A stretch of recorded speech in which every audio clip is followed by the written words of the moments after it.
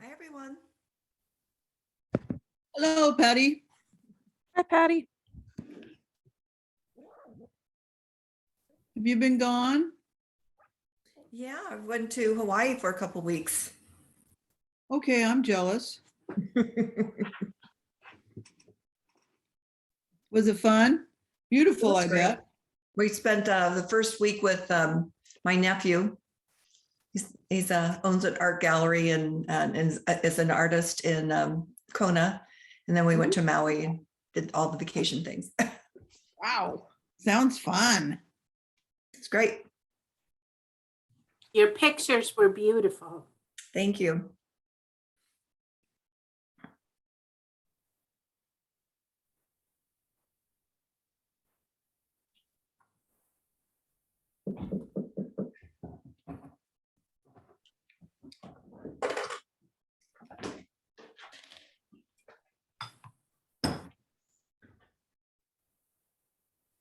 Hi, Dr. Murray.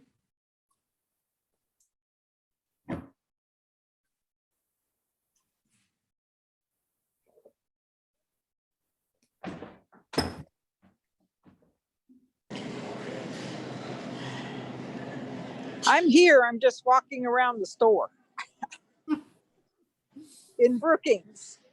Well, that sounds like fun. What store? Fred Meyer's. Nothing spectacular. Aha. Oh, well, it could be worse.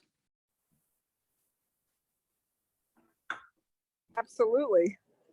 I got the 2 grandkids with me and my friend, and so we're wandering around.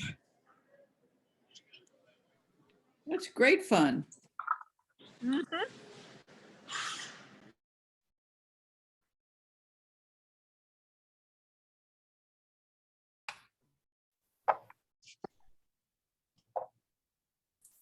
Hello, everybody. Good morning. Hi, Michael. Hi there.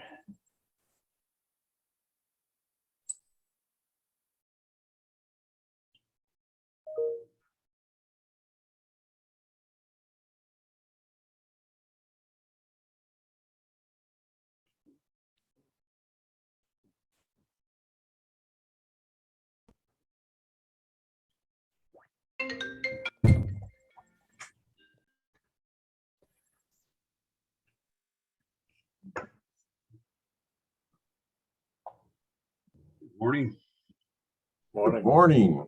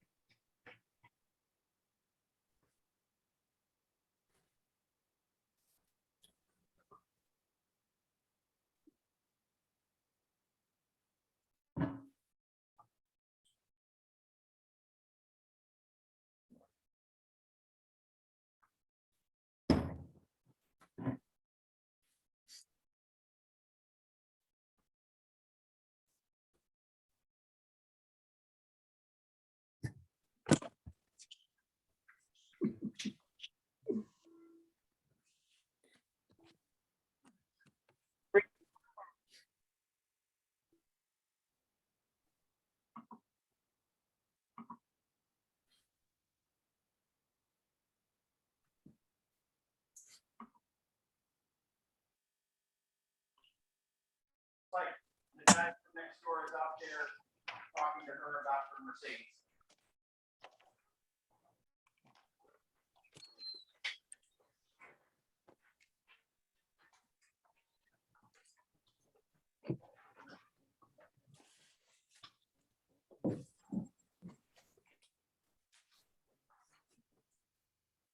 Where is everybody? Right here. Yeah. There we go. Okay. Did you invite Dave to the meeting? I just heard his voice. That was for Jim, my husband. Oh, no, I didn't. Sorry about that. You must come over my my microphone. Okay, I set my gallery up. Now I can see everybody. At first it went on. I was going, there's nobody there. I can see Tommy, I can see my wife, but I can't see anybody else. Well, we Where can is see you, everybody? Jim. Yep, you're there. Come on, people.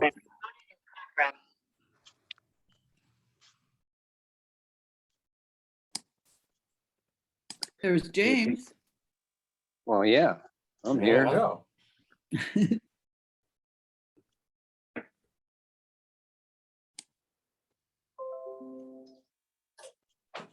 There, we hit 20 We anyway. have 20 now.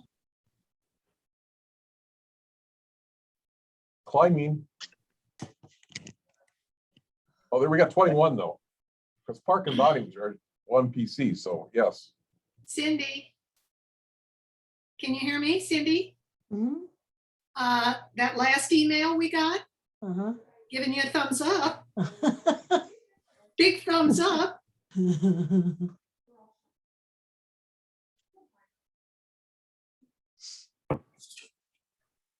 Well, I guess we might as well kick the meeting off. I'm gonna mute everybody. Okay. Welcome to the Road Gateway Rotary meeting, spring break, March 24th. Appreciate everybody coming today. And I will say that we're supposed to have our district governor visit, and I sent an email out to him to confirm, just to let him know, obviously we're meeting on Zoom, and here's the address. He emails back and says, whoops, I'm in Bend this week. And he's not scheduled to be there. And I said, I don't know how that conflict occurs of double booking my calendar. So I says, okay, so thought about what we could do. And really, we haven't had a club assembly for some time. So we're going to do that today. And that'll be a really valuable discussion, especially for me. For opening it up, let's see, pledge Kelly Moody, please. Okay. Follow me. I pledge allegiance to the flag of the United States of America and to the republic for which it stands, one nation under God, indivisible, with liberty and justice for all. Okay, thank you. Thank you very much. Tommy with an inspiration, please.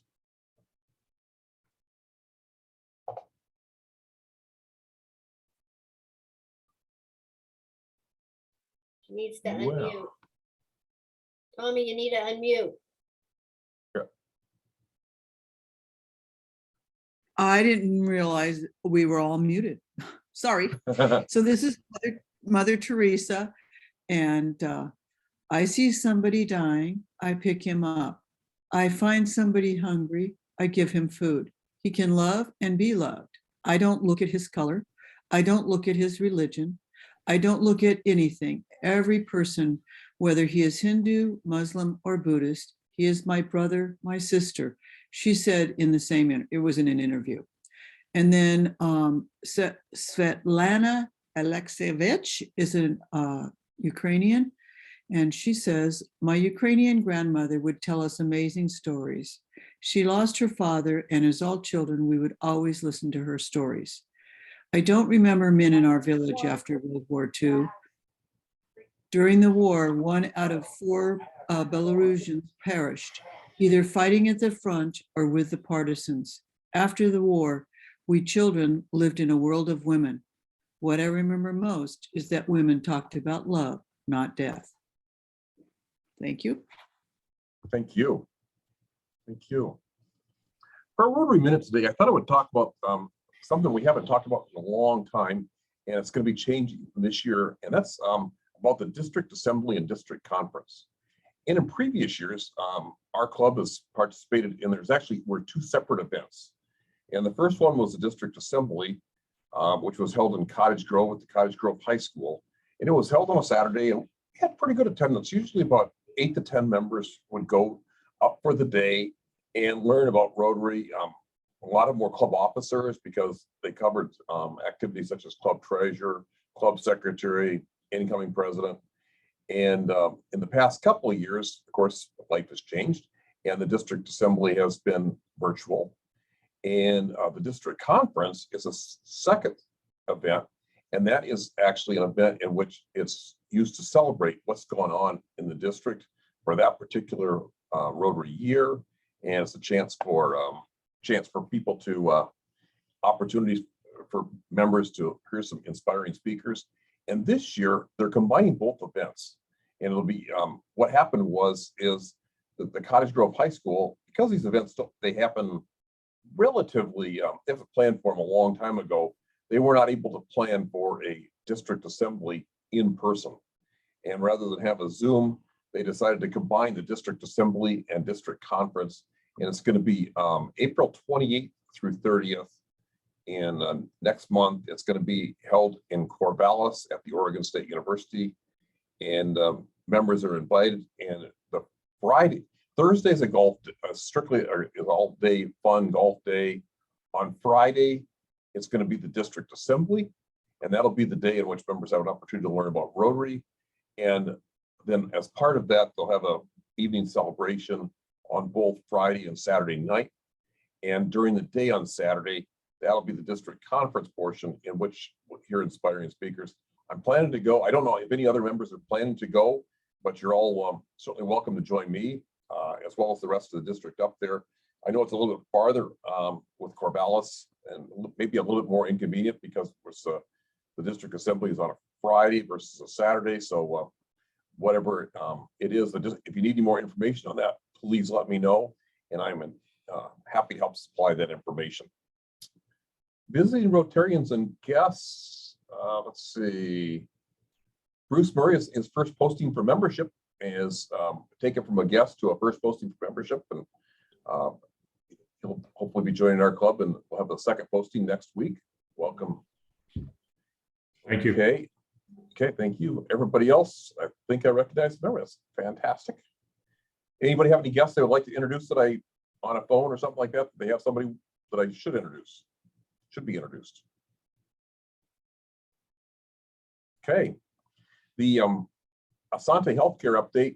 Wynn's not available to give one. I will say that I took the link out that had the infographic about the number of COVID cases and kind of the current status. That because of the decline in numbers is been discontinued by Asante. So I took that out of the navigator for this week, and it won't be obviously in for the future. And to tell you the truth, I hope I never see it again. I hope that one is one that doesn't appear again. Let's see, Grants Pass City Council update. Valerie's on a trip to visit family in Texas, so she's not available to give one. The Poland medical project opportunity, quick update there.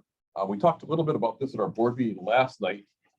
We actually had, in our club, participated for the Ukraine, where we had the former exchange student, and she turned to be a physician, and she gave a virtual address at the Grants Pass Rotary Club, and she's from the Grants Pass Rotary Club, and our club helped out to the tune of $1,860.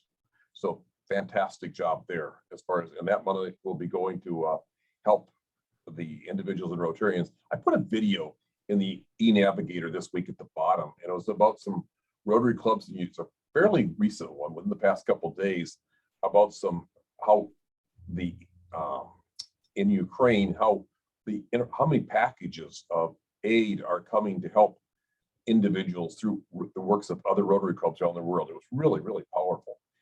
Such as, the medical equipment that Wynn arranged to have go over from Asante in Southern Oregon. But these are from the Rotary clubs. And we're also Shelter Box. Our annual Shelter Box contribution is $1,900. And Shelter Box is also a big part of Ukraine, is providing housing, not just in Ukraine, around the world in other tragedies. So that's kind of an update there as far as what's happening in Ukraine. I think that's going to be an ongoing effort. The opportunity to go through, to continue to donate to the Ukraine project, the Grants Pass Rotary, will be available through April 30th, tentatively planned through April 30th at this point.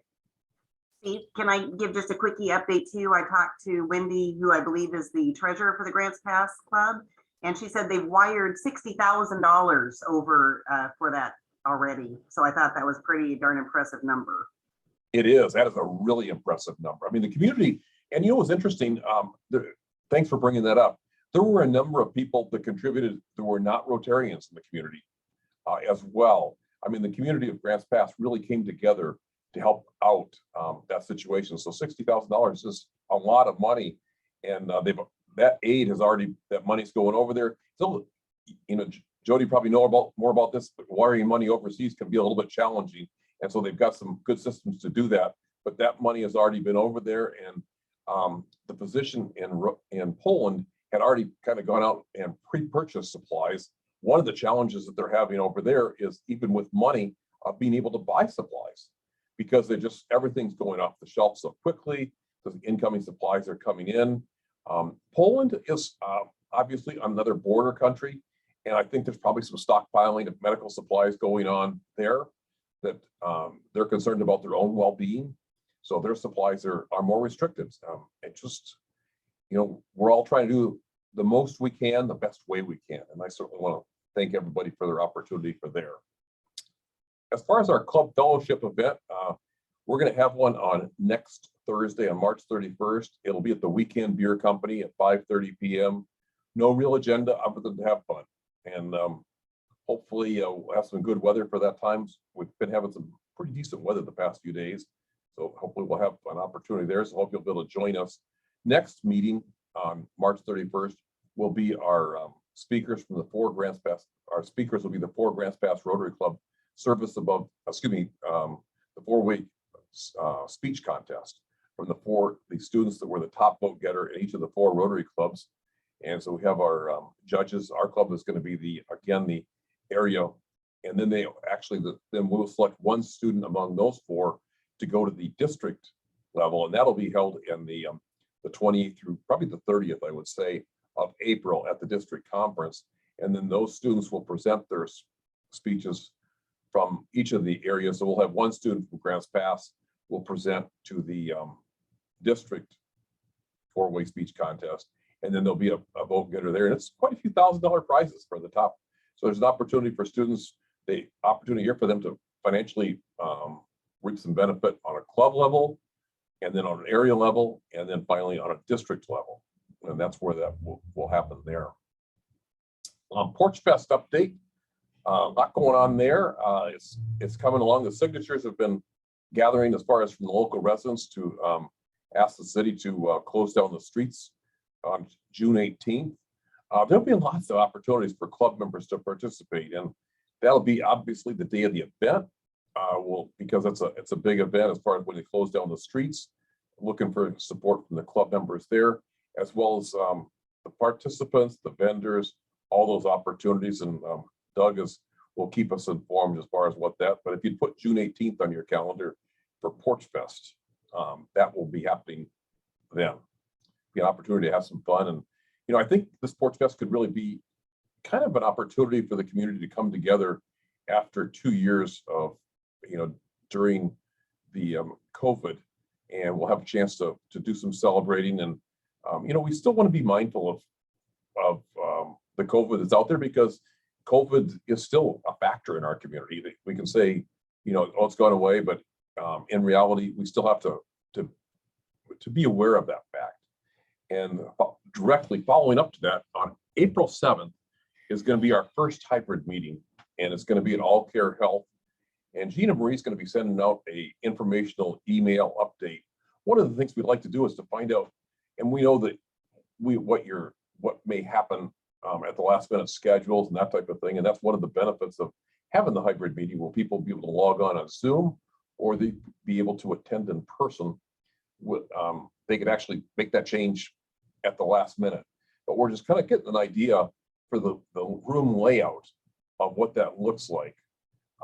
And we realize guidelines can change between now and April 7th as far as All Care Health. The way it's currently in status up there is that masking is required if you can't socially distance. So for our first meeting on April 7th, and this is going to be a work in progress for our club. We don't know what, I think, as we talked about, in my adaptability is really, really important right now, and it will be important for the meeting in person. But one of the things that we're going to be asking, or I should say requiring members to do, is to be fully vaccinated when they attend the meeting. We're also going to ask our speakers if they want to speak in person, that they would be fully vaccinated. And if they're not comfortable with that requirement, Zoom will always be an option. So we'll have an opportunity for programs, our weekly program, our speakers, to either present virtually on Zoom, or they can attend in person. Let's see. And so we want to make sure that people have that. We want to try and socially distance as much as we can. We don't know exactly what that's going to look like in terms of the room layout. We've got a rough idea of what this is going to look like. One of the things is for the first week, especially, we're going to ask the members not to bring food to eat for their lunch during the in-person meeting. We may try something later on, but for the first time, I want to try to keep things as safe and as simple as possible. And so one of the things that we'll do is have no food and socially distance as much as possible and we want to also have an opportunity I'd encourage members to bring their cell phones, and they can turn their microphone and their speaker off, because that way they can have the phone in front of them in the room, and it will look like, it'll be hard to tell who's with that system, who's actually in person and who's there in virtual. Do you have any questions about that? Because I don't think we've got all the answers. And we do right now, but we're listening to the healthcare experts as far as what's out, what the best practices are, and they may change, but this is our guidelines. Did I miss anything, Gina Marie, or anybody else that was at the board meeting last night?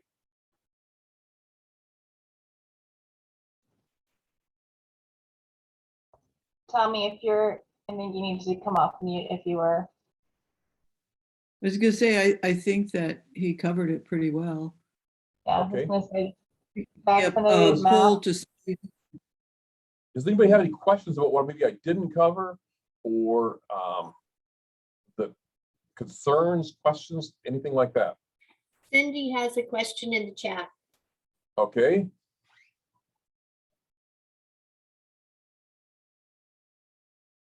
We're asking about lunch. We're asking members not to bring their own lunch and not bring food to the meeting at this time. The reason is because of the masking. We don't know how close people are going to be to each other. So for the first week, 2 weeks, we're going to try it without food, and then so eat before or after the meeting, and then we're going to see, if we can bring our own lunch, and then hopefully work into a catered lunch or something like that. But right now we're going to ask members not to bring their own lunch at this time. Good question. And I'll make sure to include this in the email that I send out. But the reason we're asking folks to bring a phone or an iPad or something, in case you're not familiar, if you have Zoom on your phone or on your iPad and you can have that loaded up while you're in person, it makes it easier then for anybody who's virtual to be able to see everyone who's in the room, rather than just a wide shot of the entire conference room. So if you've got a device like that available that you can bring with you, that would be great if you're planning to attend in person. And if you don't have Zoom on your phone or iPad, it's really simple to download. It's free, and I can help if you've got any questions about that.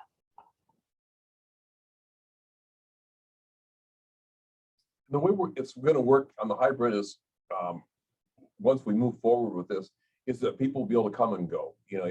When I mean by come and go, is if 1 week you want to attend in person, that's cool. The next week you want to attend in Zoom, that's great too. If you're on a trip somewhere. And so we're hoping, the board meeting I thought worked out really, really well last night, as far as in person and Zoom. It was obviously a smaller group than a Rotary Club. So we have to be a little bit aware of that as far as how everything looks. But it seemed to go well. Our first one is going to be a all care. The person presenting on April 7th works at all care, so she will be presenting in person at the room. But in the future, I think I would hope that we have some virtual presentations for people that are out of the area or something like that as well. And so we're able to go back and forth. So it should allow us to be really, really flexible on what our meetings look like. Another one that's coming up, the Josephine County Rotary Clubs. So this will be the 4 local Rotary Clubs. It's going to be on May 19th. If you put this on your calendar, it's for all Rotarians and their families. It's going to be from 5 to 7 p.m. at Wildlife Images on May 19th. And it'll be, Papa T is gonna have a barbecue for us. I think tickets are around $25 for adults. I put a flyer in the e-navigator, and that will have what's there as far as an opportunity for us to get together among the 4 Rotary clubs and actually see some of the animals that are out there at Wildlife Images. Does anybody else have any meeting announcements? May I introduce my granddaughters and my daughter? Absolutely. Visiting Hey, today from Eugene. This is my older granddaughter, Abby, my younger granddaughter, Violet. I'm 7. 7. Abby's 10. And Shannon, we won't tell her age. Thank you. Shannon's the mom, and she's the teacher in Eugene at Shasta Middle School in the Bethel School District adjacent. Don't do that. welcome. So these are all our Rotary friends. Gotcha. Welcome today. Hope you're having a great spring break. Students and teachers. We're gonna go over to a. We are very excited and we had a great time with Brandon. We're gonna go over to. All right. Good to hear. We're gonna Are there go. any other announcements?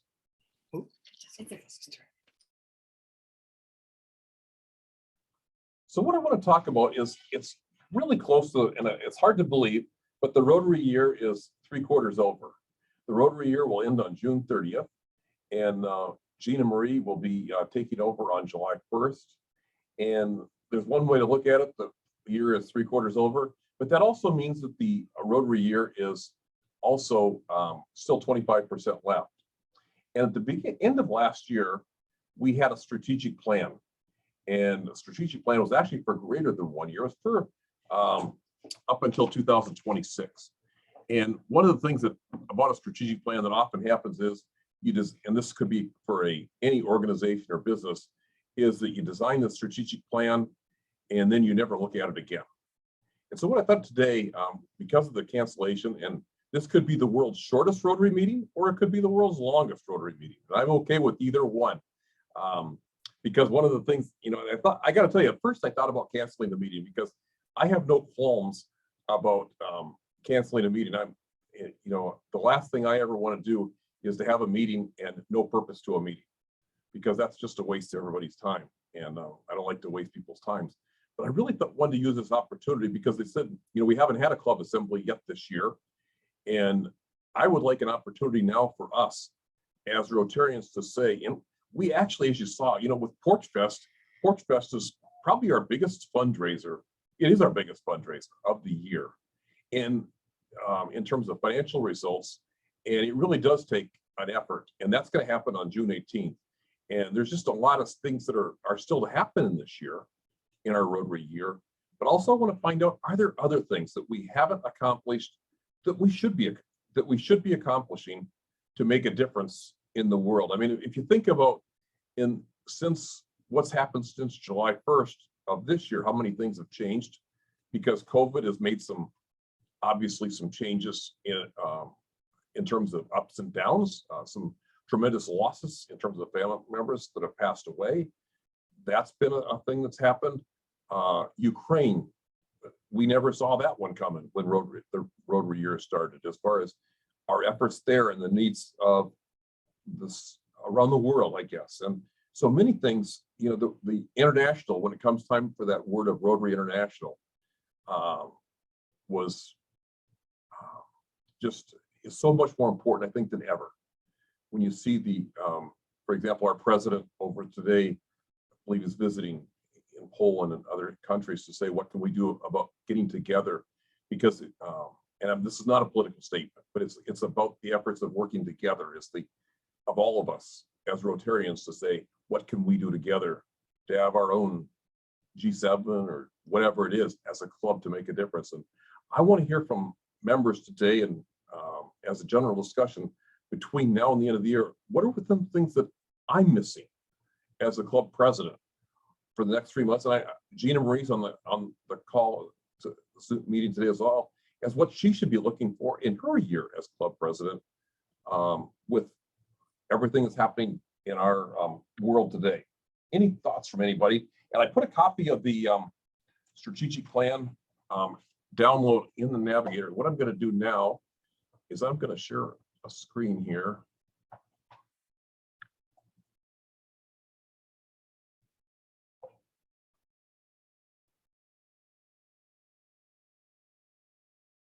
Okay, so this is our action plan that we set up as a club last year. And Greg had a big part in this as far as we did it as a club. And we're one of the first clubs in the district to have a virtual strategic plan. Many times strategic plans should be in person, but of course that wasn't possible. So we decided we'd have our own. Any comments on this, the things that we might be missing? And the other thing is, just because it's not on here, it's something that we're totally willing to add that should be considered. Any thoughts on this from any of the committees or individual Rotarians on what we might be missing or going forward? Kelly. Okay, I am moving back just a little bit in saying that when Gina Marie sends out this poll regarding our April 7th meeting and our hybrid versus in-person options, I think it would be good, a good idea to send a second one after the meeting, because I think a lot of Rotarians are going to want to give some input that would be very valuable as to things that they noticed at the meeting that we might not all think of. And so I think a second poll might be a good idea. I love that idea. Thank you.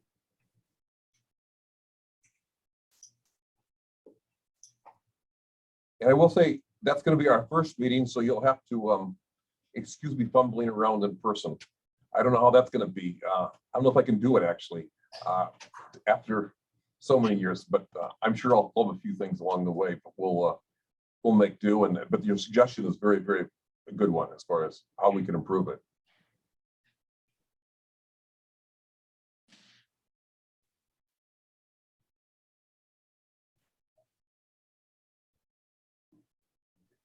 Yeah. I'm unmuted. Okay. We have a monthly membership engagement district forum. And at our most recent one, it was about surveys and club surveys and whether, what type of questions should you ask to get people's input. Some of the suggestions were closed-ended surveys, but most of the people said we really like the open-ended questions, so we get input from club members as to what's going right and what's going wrong. And I'm just curious about our going forward and whether our members feel heard.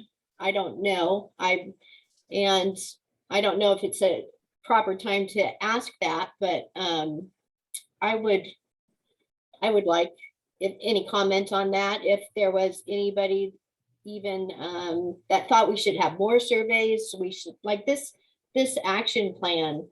We went through a lot of questions and answers sessions to get to this action plan, and I feel like it's great. But and I don't think we all have reviewed it really thoroughly. But if anybody had comments about whether they feel heard, I'm just curious.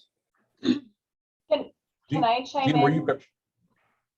Gina Marie, yeah, go I ahead. was just perfect. Thank you. I was just going to chime in because I think that's actually one of the first things that's on my to-do list in preparation for my Rotary year is to put together some kind of survey. And I was actually going to come to the membership team and sort of talk about what that survey will look like exactly, because I don't want to over survey club members, but I would like to get a more personalized information about each of our club members.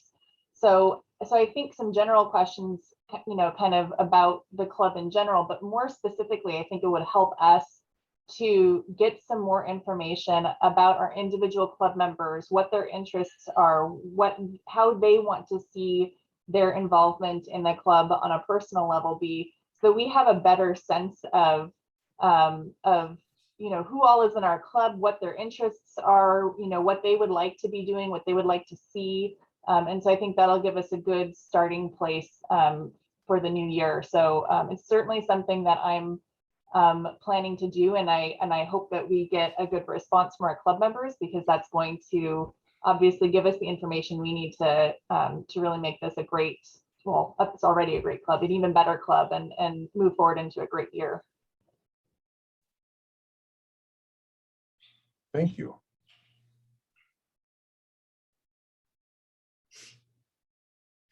Jody. I don't know if this is probably where to bring it up or not. I was just kind of curious as to the status of where we are with that weekly food bags with the other Rotary clubs. Great question. And the reason we can't hear from Doug today is there's a meeting right now as we speak that Doug Walker is at, and Diane Hoover is the incoming club president for the Grass Pass Rotary Club, and this is one of her interests. She came to us she's at the RCC now. Prior to that, she was the kind of the executive director for the Blue Zone project at Grass Pass. And so she's actually having a organizational meeting as we speak right now on Zoom that Doug is at to talk about this as far as what this looks for next Rotary year. And I know she's either talked to Grocery Outlet or is planning to talk to Grocery Outlet as far as including that in the plans. So I think your question is, it couldn't be more timely, I guess, because it's happening right now. Does that answer your question? So I can't tell you how the meeting's going, but I'm sure that Doug will be able to inform us next week as far as what's the current status is. That's super. Just wanted to make sure it was still moving forward. So Yep. that was all. I guess you can't get any more responsive than that. One of the things I was going to ask that I don't know as a club if we've done enough with is literacy this Rotary year. Any comments about what we have done or should be doing in the avenue of literacy, or is it just an interest of mine? I know we've done so many great things in our club. Any comments about that word literacy as far as in our community of what we could do either in the last 3 months or moving forward in this?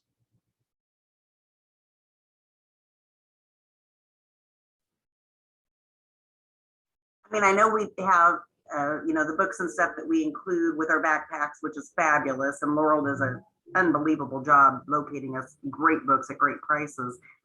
Just a thought to throw out there with these food bags, could we do something where a book is included with a bag? I mean, that's just a thought process, not necessarily weekly by any means, but maybe every month or something.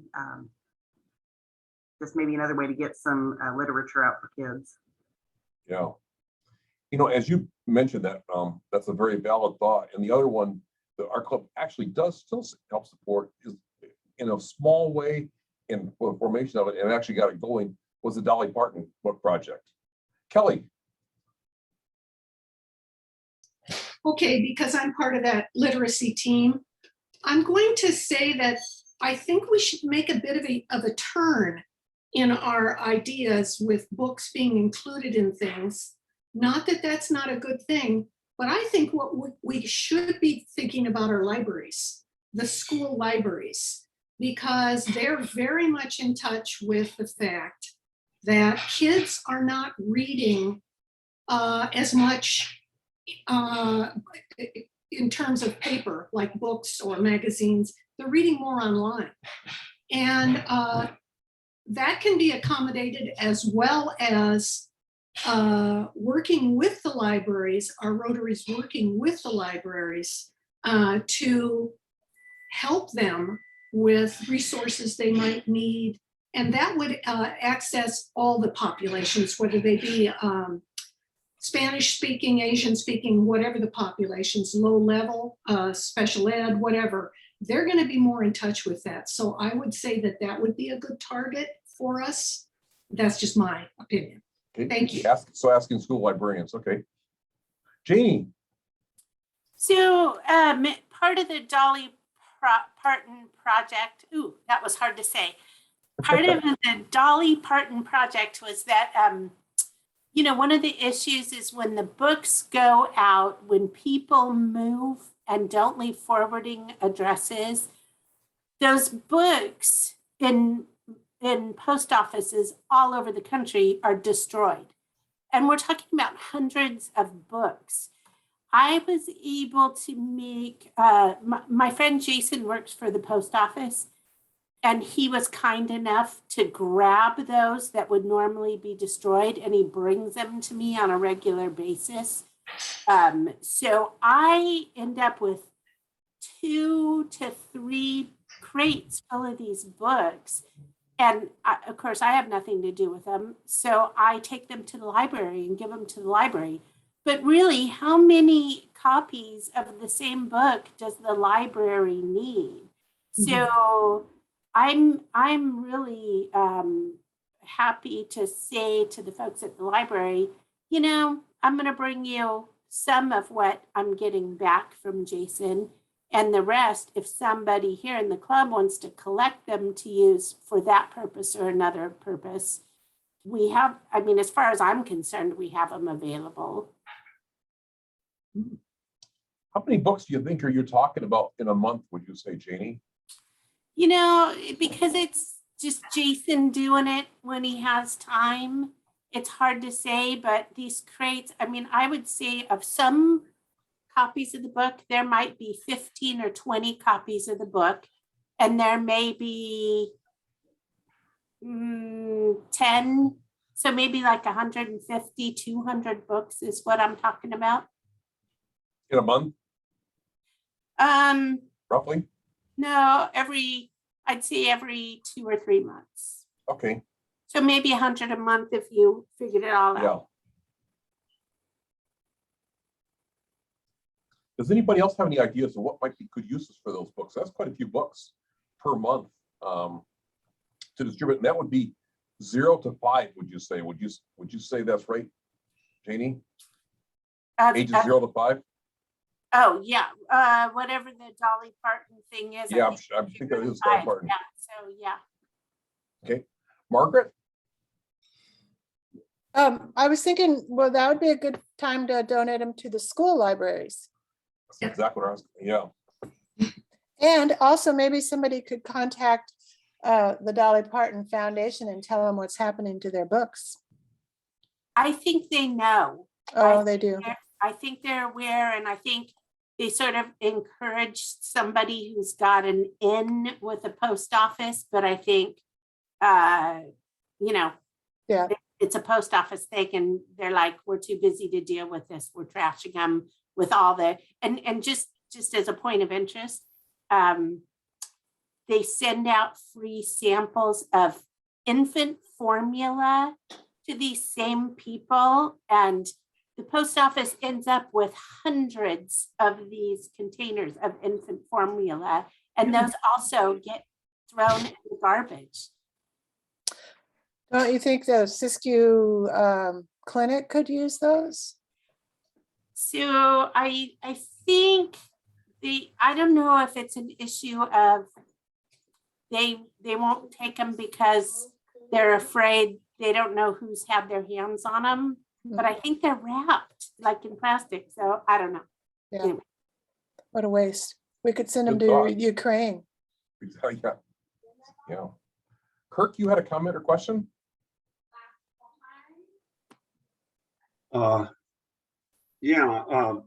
This is a sidebar to this Dolly Parton. She was awarded a Paul Harris Fellow at the 2009-10 Rotary National Convention for her work in literacy.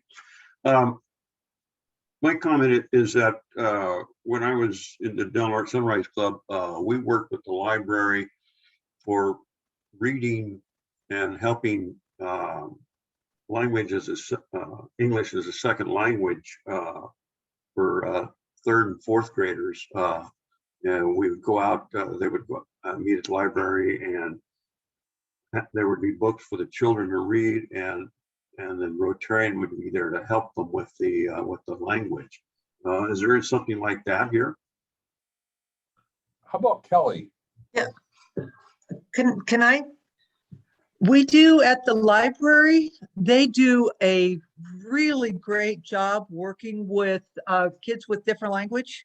And they haven't for the last couple years because of the pandemic, but we are now sort of back in it. And so they've got lots of programs for the children. And you know that we did the ELL program where we had the most amazing Rotarian volunteers that worked with these students. And this was during COVID. And they just made a huge difference in these kids' lives, and the teachers really noticed it. Yes, I think that could be reinstated.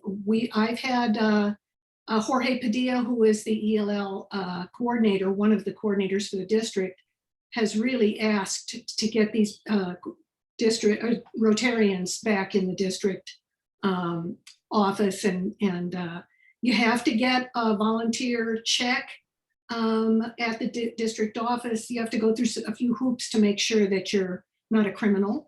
And yes, this could be reinstituted, and it could be done in school libraries. That all depends, but yes, that could happen. Thank you.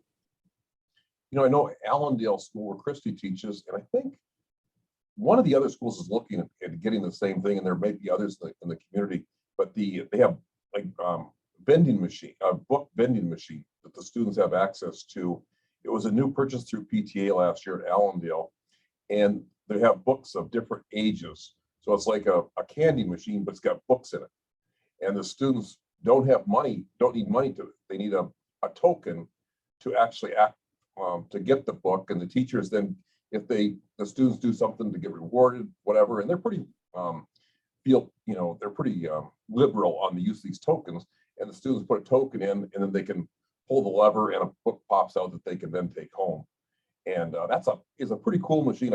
It's the PTA got the one in Allendale, and then the school librarian purchases the books and reloads the books on a regular basis during the year to encourage the students to do reading. And the different shelves have different age appropriate and skill level for reading in the students as well. That also could be, as I'm thinking here, when you talk about working with librarians, as far as filling those vending machines, and I don't know if that's going to move to other schools in District 7, and the county schools is not, but it's just there's this big vending machines. Obviously, there's a capital cost to buy the vending machine and then to keep it resupplied on a regular basis.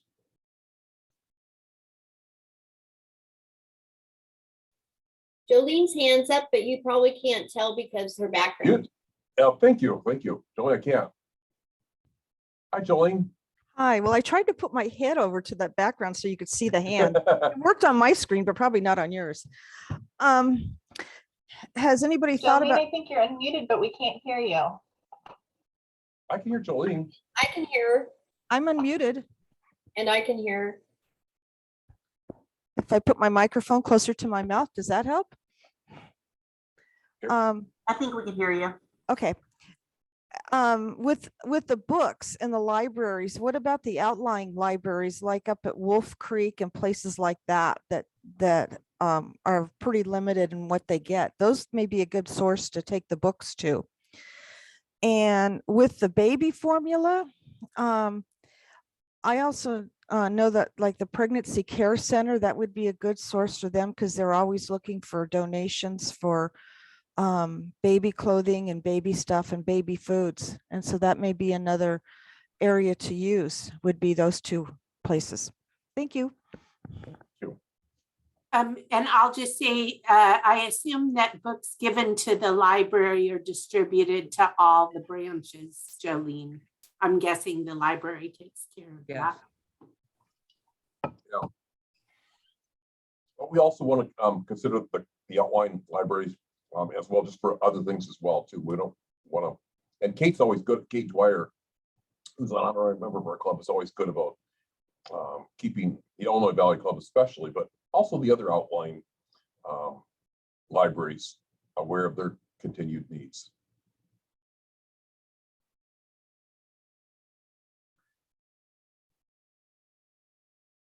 you know, as I looked through the list, you know, we've actually done a lot of these activities, and I certainly want to thank everyone for their efforts as far as what's happened to make everything happen this year. When you look back over the years, it's actually when you started the year, and we've had some twists and turns along the way, but they've been good twists and turns. You know, we just had to adapt and appreciate everybody doing that. Are there any other things as far as I heard the words about the surveys, literacy, the different ideas there? Is there anything else that we should be thinking about, either on a club level, on a Rotary level? Jolene? Okay, still the same one. Okay, Kirk? Yeah. That time I did see the end up. Kirk? Yeah, regarding Porch Fest, since that's happening in June, and I'm going to the international convention in Houston, and I'm going to be gone the whole month visiting relatives down the south. What can I do prior to that to help with Porch Fest? You know, I'm going to follow up. I'm going to have Doug. Right now, it's. I think the big thing is going to be the musicians. Those are getting lined up. Kelly's working a lot on that. Arranging the vendors. Josie Malloy is working on getting the vendors lined up for the food vendors. I know there's going to be needs. That's a great question about what can members do prior to that, as well as the day of the event. And Steve? yes, go ahead. Remember last night we talked about one of the big needs that Doug has addressed, Kirk, is that we need people to staff where entries are, you know, so that people aren't trying to come in that shouldn't be getting in, and so on, where the barricades are. Remember, we talked about that last night. Yeah, and of course you wouldn't be able to help with that because you're going to be gone for travel. But what we are looking for is people to, and we're working probably with just Three Rivers Community Hospital, the volunteers there, the youth volunteers there to help man the barricades there. And then also the Josephine County Youth Foundation. That would be another source for possibly asking students. Those are students, because there's actually quite a few barricades that need to be staffed to inform people of questions of what's going on that day event. And we probably will need some club members as well as help. What about Interact? What about Interact? Interact is a great question. That's a great thought. Good thought. Staff, and then also Youth Foundation. I'll send Delyn an email about the Interact Club. Yeah. Asking Good them. question. Yeah. Good thought. Jim. Hi, Steve. Following up on what Kelly just said, also last night when we were talking about this regarding Porch Fest, Doug said Brenda needed help with organizing the artist vendors. And so maybe that's something Kirk could plug into. What do you think? I was a little bit, what do you think with the artist vendors? What would that specifically look like, you think, for my benefit as well? Yeah, I'm not quite sure myself, but I think there were different vendors at some of the booths who sold, you know, whatever it is, you know, crafts, artwork, you know, things they produced, I think. Okay. Brenda's on the line. I don't know if she can hear us. Brenda? I don't know. But they're the type of crafts and so forth that some of them are the type of booths that are at the growers market in the artisan section. There's also all of the nonprofits. Serena knows about that, but all of the there's quite a few nonprofits. I just went blank, but CASA and Family Solutions and those nonprofits had booths there too to give out their information. And Brenda sets that up too. Yep, and I'm here and I'm taking it all in. And when Kurt offered, I kind of ran through to figure out what all he can do. Chris, your own very own son, said he would like to help. And, you know, and he knows Dropbox and all that, but there'll be things that come up. And so Kirk could work with me and Chris The next thing we're going to do, I have emails from everybody that was signed up for the Porch Fest 3 years ago, and I thought I would send an email out to them, letting them know what was going on and attach a application to it. And then a lot of the rest of the stuff is just monitoring everything digitally, which is my very weakest area. And Chris is so strong. Now Serena just posted, there's always a need for sponsors.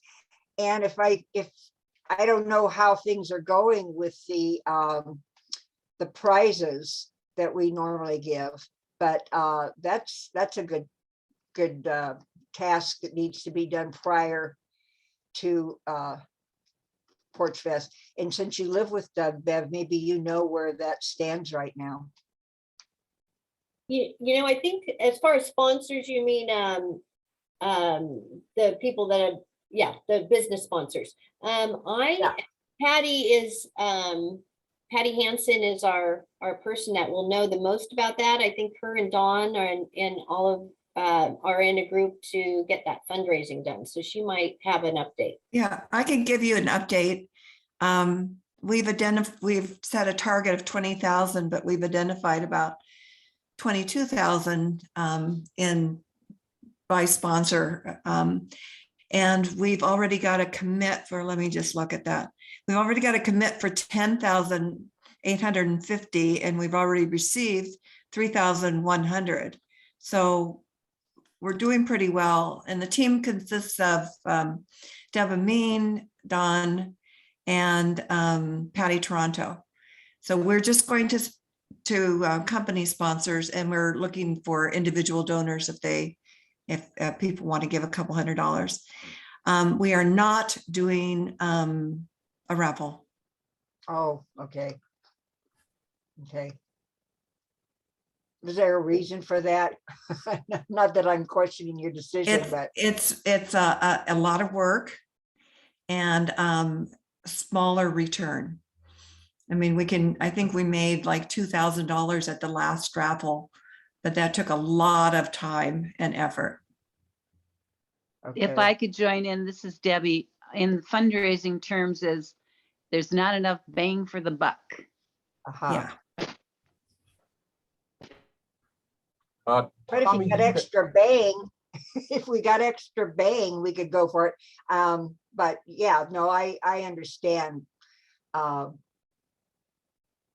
you know, we've got an incredibly powerful club compared to 3 years ago. So I think we have lots of bang out there. But only if the people step up and say we want to do it, would I say, yeah, we should do it. But $2,000 is $2,000. And if that's the one thing somebody can do is find raffle gifts. Some people are really good at it. I'm not good at it. Some people are Brenda, really good it's at finding it. it's finding sponsors, picking them up, putting them in baskets, bringing them to the event, and then selling the tickets, and then getting the baskets out to the people. That's an enormous amount of work. It's not Okay, just finding people that will sponsor. Okay, or thank you for the donate insight. Yeah, Thank and you. one of the things we also want to be respectful of Rotarians is your time, and we want to do the most things possible to get the most benefit from it, obviously. And it's just one of the things you have to look at is making choices and trying to do with get the best results for the most least amount of work involved, the effort involved. Tommy, you had one question or comment? Yes, I was going to say, do you hear me? Yep, perfect. Okay, good.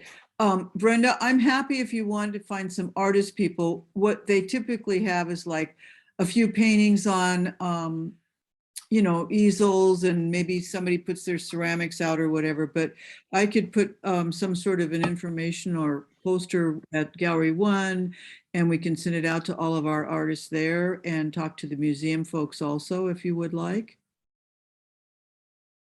That sounds wonderful. Yeah, we had people that just had their art of various kinds, lots of jewelry and craft kinds of things.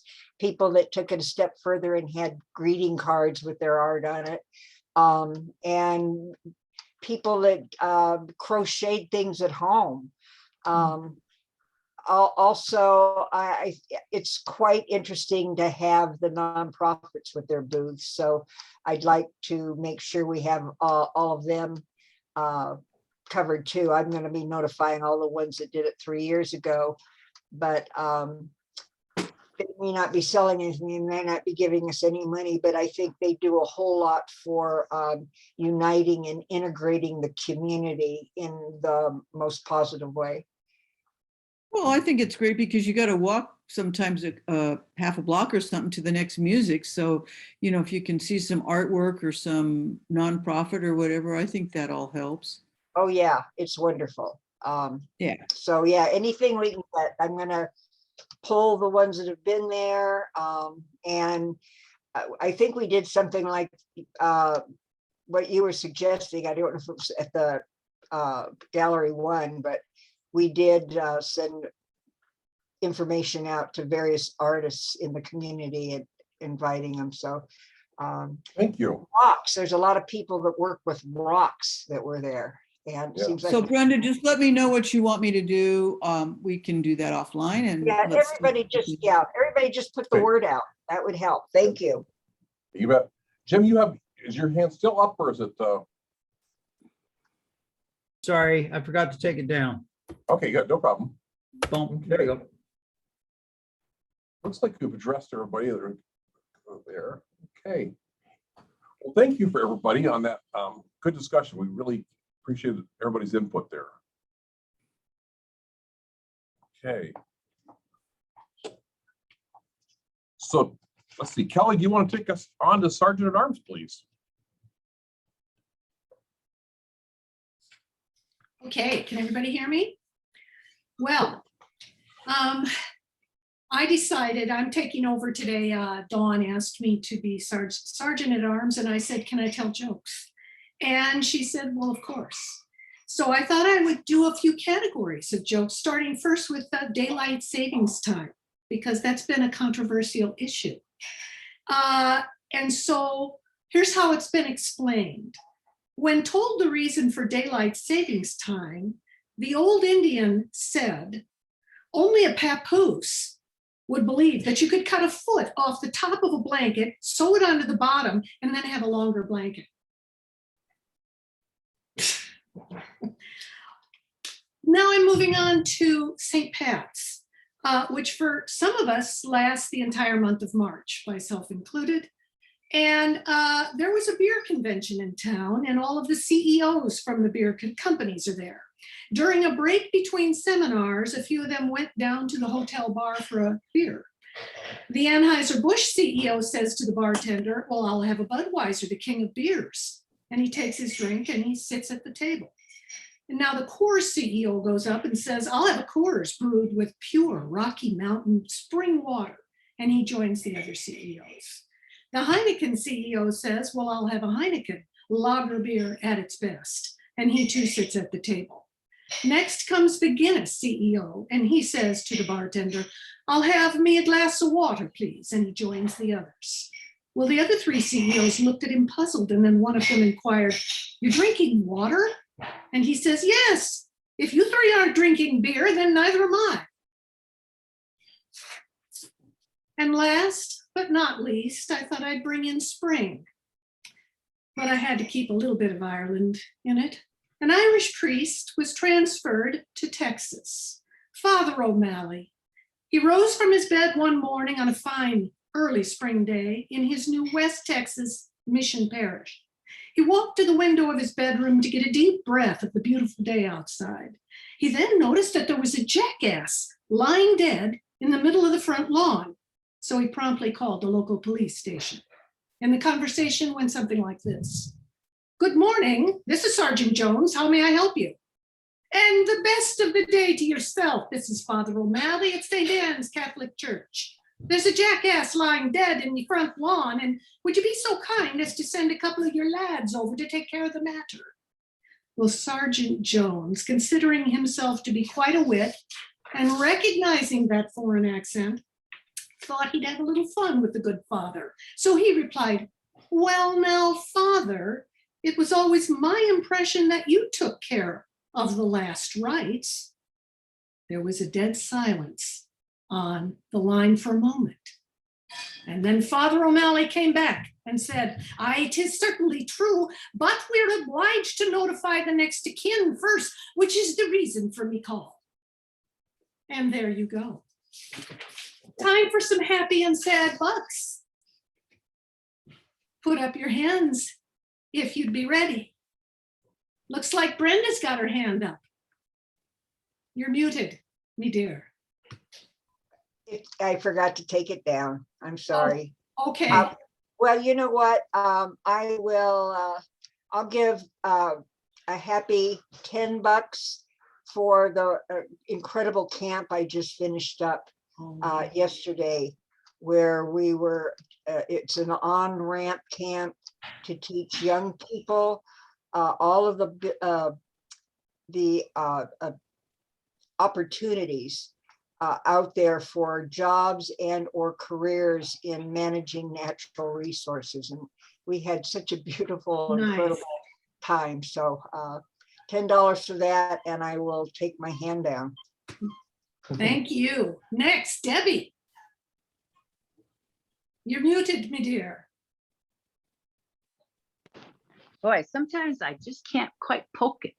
All right. I would like to give 30 happy bucks, and it's a combination of things. Some of it's for Laurel Sampson and Jim Huber, who I walked with this week and went door to door in our Porch Fest neighborhood. And it always reminds me what a charming location that we have for this event. We're so lucky. Another is for Emily, who's the branch manager at First Community Credit Union, who when she responded to the request for support for Porch Fest, I asked for $250, and they are sending us a gift of $1,000. Oh, wow. So whoopee woo! If wonderful. anybody knows Emily and her team, say thanks to them. And last, I'm down in Arizona because our grandson is playing in a baseball tournament down here in Mesa. And he plays for the Oregon Crush. Many of you have heard that, me talk about him before. And so he is here, and to watch him and cheer him on are his dad and his two uncles, who have this tradition of getting together and going to Arizona for hockey games that they've been doing for 15 years. And so to see all of the Sandstrom boys, 2 generations of them all together, was last night at Salty Senorita for Palomas and fajitas, was marvelous. Happy. Yeah. Thank you. Nice. All right. Thank you, Deb. Serena. I want to give 20 happy bucks because we've moved into my mom's house, and it's gone so much better than I thought it was going to. And I'm sorry I haven't been on camera. I've been listening to all of you guys as I'm unloading boxes still. Everything's going good with the boys, my little 11-year-old and my baby brother who's 17. And everything's been amazing. So thank you. That's great. Oh, congratulations. Steve. So I would like to give $25, first of all, for this amazing club. When you looked at our strategic plan of how many things we've accomplished in 9 short months, thank you for that. And the other one is last week, thank you to Gina Marie for filling in while I was doing the poverty simulation in Medford. And it was interesting because afterwards, Senator Jeff Golden came up and asked me if he says, this was a really, you could tell he was really moved by the experience. And he says, is there ever a possibility that you would ever do this for the legislature? And so there's been an email exchange back and forth with the legislature this week to see if they would do a poverty simulation between both parties. And that would be a real interesting up in Salem as part of the experience as awareness to do that. But it was just an interesting exchange, and to know that the results we had a good discussion down there and also where it could go. Who knows? Yeah, that's great. Oh, let's see, any other hands up? Deb, you still have your hand up. Is it that you just didn't take it down or? Not seeing any other, oh, Jim Huber. Hi, Hey, there we go. Hey, I want to give $10 to you, Kelly, for telling those jokes. Those are pretty funny. They made me laugh. So thank you. oh, good. That was great. Well, thank you. And I think at this point, it's back to you, Steve. Okay, thank you. Well, as far as birthdays and anniversaries, Jody McDonald is March 26th, along with Don Welch on March 26th. And as far as club anniversaries, John Jones is March 28th. Rick Wilson has 9 years for John Jones. Rick Wilson, 22 years on March 30th. Sally Snyder on March 31st for 8 years. And you know, for the thought for the week, I participate in masterclass as far as continuing education for myself. And Malayla was one of the speakers. One of the things she said, and I thought it was so interesting for this week as far as the news out of Afghanistan. But her quote, it was, "Extremists have shown that what frightens them most is a girl with a book." And I thought that's so appropriate for, you know, when I heard that horrible news about Afghanistan as far as education, that was that maybe she continue to make more of a difference than she even knows. So with that, we are adjourned, and we'll continue to have our own fellowship time after that. Enjoy the rest of this beautiful day. Thank you. Meeting adjourned. Nice job. Good job, Steve. Way Thank to you. double time it with Yeah. all of these things that you do. Hey, I listened into the Ukraine Rotarian presentation, so I came in late for our meeting. They did a great job, and it's going to be recorded. I don't know. I think we can probably get access to it from the I think it was Port Orford Club. Yeah. Yes. Yeah. So that might be something we would want to pick up. He shared some interesting slides. There was a video that was heart-wrenching, and I wouldn't want to watch again, but it's some interesting slides on kind of the perspectives of Russians and Ukrainians, and a layout mapping out the Rotary clubs that are in Ukraine. It was, you know, and we always say that the United States, we really don't know very much about the world. And it was interesting to listen and see the maps and kind of be reminded of they're not that far away, and they really are part of our family. Yes.